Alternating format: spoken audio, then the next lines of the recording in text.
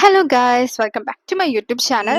അപ്പൊ ഇന്നത്തെ എന്റെ വ്ളോഗ് എന്താന്ന് വെച്ചാല് സപ്ലി നിങ്ങൾ എങ്ങനെ പ്രിപ്പയർ ചെയ്യണം എന്നുള്ളതാണ്. അപ്പോ ഇനിയിപ്പോ നമുക്കറിയാം, ഇന്ന് നമുക്ക് അധികം ടൈമും ഇല്ല. നിങ്ങളുടെ റെഗുലർ എക്സാമിന്റെ ആ ഒരു ടൈമിൽ അത് കഴിയുമ്പോഴാണെന്ന് തോന്നുന്നു സപ്ലി, അതോ അതിന്റെ ഇടയ്ക്കാണോ ഇടയ്ക്കാണെങ്കിൽ ഇപ്പൊ ഇൻ കേസ് മെയ് 7th എന്തോ അല്ലേ നിങ്ങളുടെ സ്റ്റാർട്ടിങ്. അപ്പൊ സപ്ലി എക്സാം തുടങ്ങുന്നത് 27th 25th എന്തോ ആണ്. അപ്പോ അങ്ങനെ വരുമ്പം എല്ലാം കൂടെ നിങ്ങൾക്ക് ഭയങ്കര ഫ്രസ്ട്രേഷനും കാര്യങ്ങളും ഒക്കെ ആയിരിക്കും. അപ്പം കുറച്ചും കൂടെ എഫക്റ്റീവ് ആയിട്ട് എങ്ങനെ സപ്ലി എക്സാമിന് പ്രിപ്പയർ ചെയ്യാന്നുള്ളൊരു വ്ളോഗാണ് ഇന്നത്തെ എന്റെ വ്ളോഗ്. അപ്പൊ അതിനു മുന്നേ എന്റെ ചാനൽ സബ്സ്ക്രൈബ് ചെയ്യാത്ത ആരെങ്കിലും ഉണ്ടെങ്കിൽ ഒന്ന് സബ്സ്ക്രൈബ് ചെയ്ത് സപ്പോർട്ട് ചെയ്യുക. അപ്പൊ നമുക്ക് വ്ളോഗിലേക്ക് പോവാം. അപ്പൊ ആദ്യമേ തന്നെ ഇപ്പൊ ഇത്രയും വാസ്റ്റ് ആയിട്ടുള്ള ഒരു സബ്ജക്ട് ആണ്.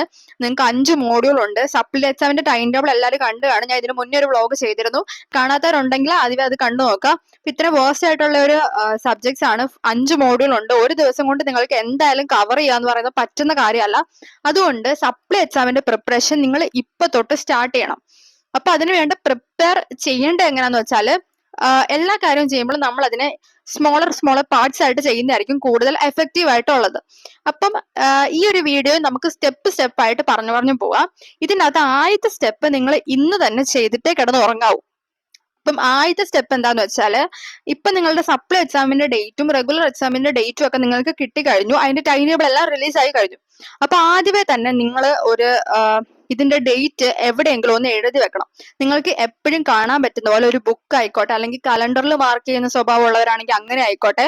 അങ്ങനെ എവിടെയെങ്കിലും നിങ്ങൾ ആദ്യമേ ഈ എക്സാമിന്റെ ഡേറ്റ് എന്തൊക്കെയാന്ന് ഒന്ന് എഴുതി വെക്കണം.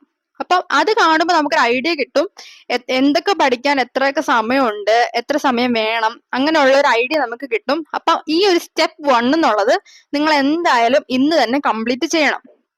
ഇനി ഒരു കാര്യം, ഇപ്പൊ നിങ്ങൾ ഇമ്പോർട്ടൻസ് കൊടുക്കേണ്ടത് നിങ്ങളുടെ റെഗുലർ എക്സാമിനാണ്. അതായത് S2ന്റെ എക്സാമിനാണ് നിങ്ങൾ ഇമ്പോർട്ടൻസ് കൊടുക്കേണ്ടത്. S2ന്റെ എക്സാമിന്റെ കൂടെ നിങ്ങൾ സപ്ലി പഠിച്ച് രണ്ടും കൂടെ കുഴയത്തേ ഉള്ളൂ. അങ്ങനെ സപ്ലി വന്നിട്ടുള്ള കുറെ പേര് എനിക്കറിയാം. ഇതിന്റെ ഇടയിലും കൂടെ ഇങ്ങനെ സപ്ലി എഴുതാൻ നോക്കി രണ്ടും കൂടെ ഇങ്ങനെ മിക്സ് ആയി S2ന്റെ എക്സാമിനും കൂടെ സപ്ലി വന്ന കുറെ പേരുണ്ട്. അപ്പം S2ന്റെ എക്സാമിന് നിങ്ങൾ ആദ്യമേ പ്രയോറിറ്റി കൊടുക്കണം. ഇപ്പൊ S2ന്റെ എക്സാം നിങ്ങൾ നോക്കിയിട്ട് അതിൽ നിങ്ങൾക്ക് ഏറ്റവും കൂടുതൽ ടഫ് ആയിട്ടുള്ള സബ്ജക്ട് ഏതാണോ അത് നിങ്ങൾ ഇന്ന് തൊട്ട് സ്റ്റാർട്ട് ചെയ്ത് തുടങ്ങണം. അത് നിങ്ങൾ പഠിച്ച് തുടങ്ങി അതിന് എത്ര സമയം ഉണ്ടെന്ന് നോക്കണം. എനിക്ക് തോന്നുന്നു എല്ലാത്തിനും ഈ 1 ഡേ തന്നെയാണ് ഗ്യാപ്പ് വരുന്നത്. അപ്പം അതിൽ നിങ്ങൾക്ക് കൂടുതൽ പാടുള്ളത് പഠിച്ചു തുടങ്ങാം. പിന്നെ നിങ്ങൾ ചെയ്യുന്ന ഒരു മണ്ടത്തരം എന്താന്ന് ഞാൻ പറയാം. ഏറ്റവും ആദ്യത്തെ സബ്ജക്ട് ഇപ്പൊ തൊട്ടേ ഇരുന്നിങ്ങനെ പഠിക്കാൻ തുടങ്ങും. ആദ്യം വരെ ആ ഒരു സബ്ജക്ട് വെച്ചുകൊണ്ടിരിക്കും.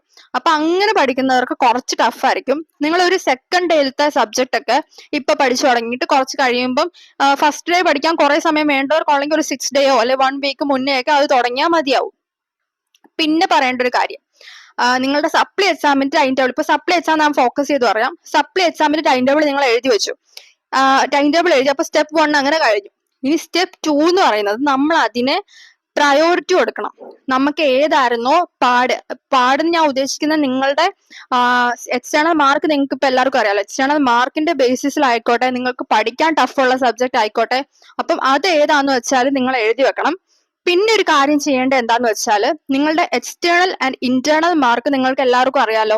അപ്പൊ ഒരു സബ്ജക്ട് എഴുതിയിട്ട്, അതായത് സപ്ലി വന്ന സബ്ജക്ട് നിങ്ങൾ എഴുതിയിട്ട് അതിന്റെ നേരെ തന്നെ നിങ്ങൾക്ക് ഇന്റേണൽ ആൻഡ് എക്സ്റ്റേണൽ എത്ര വേണമെന്ന് നിങ്ങൾ എഴുതി വെക്കണം. ഇപ്പൊ ഇന്റേണൽ കുറവുള്ളവരൊക്കെ ആണെങ്കിൽ അതിന് കൂട്ടി നമുക്ക് അതനുസരിച്ച് കൂട്ടി നമുക്ക് എക്സ്റ്റേണൽ വാങ്ങണമല്ലോ.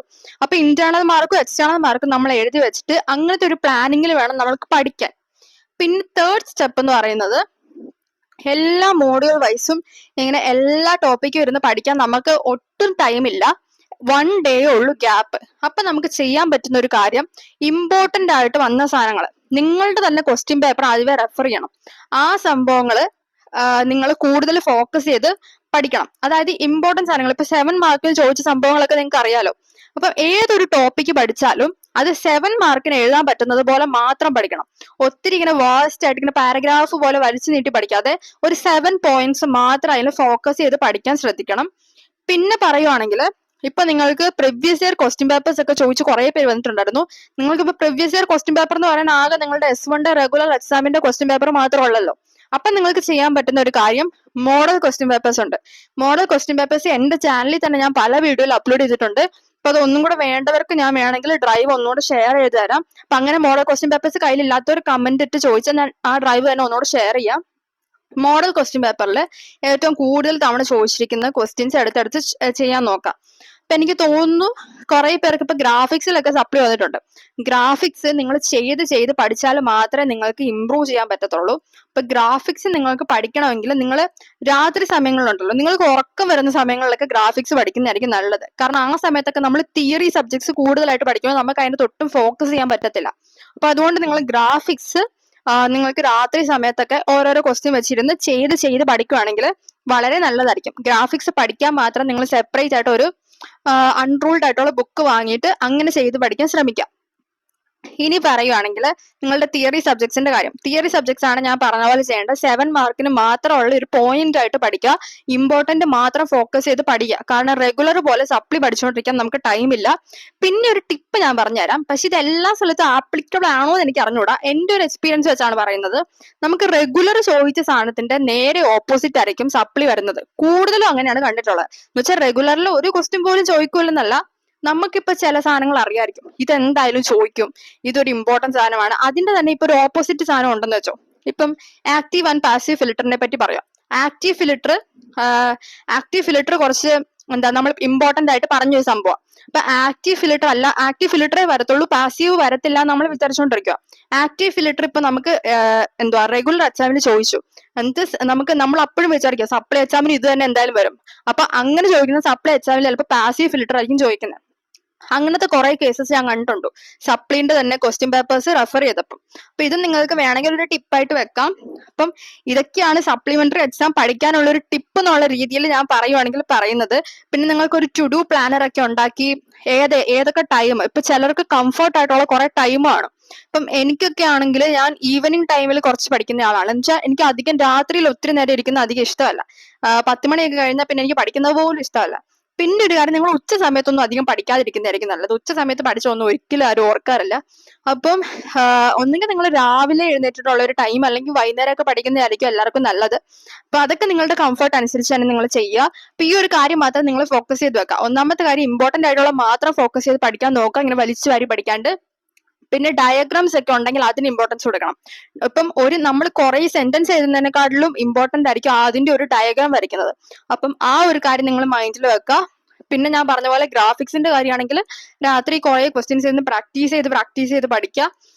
പിന്നെ നിങ്ങൾ പ്രയോറിറ്റി വെച്ച് തന്നെ നോക്കാം. നിങ്ങൾക്ക് ഏതാണോ പാട് അതിന് നിങ്ങൾ കൂടുതൽ ടൈം കൊടുക്കാൻ ശ്രദ്ധിക്കുക. അപ്പൊ ഇതൊക്കെയാണ് എനിക്ക് ഈ ഒരു സപ്ലി റിലേറ്റഡ് ആയിട്ടുള്ള പ്രിപ്പറേഷൻ വ്ളോഗിൽ പറയാനുള്ളത്. അപ്പൊ നിങ്ങൾക്ക് എന്റെ വീഡിയോസ് കാണാൻ ഇതുപോലെ ഇഷ്ടമുണ്ടെങ്കിൽ please to like, share and subscribe my YouTube channel guys and keep supporting. By.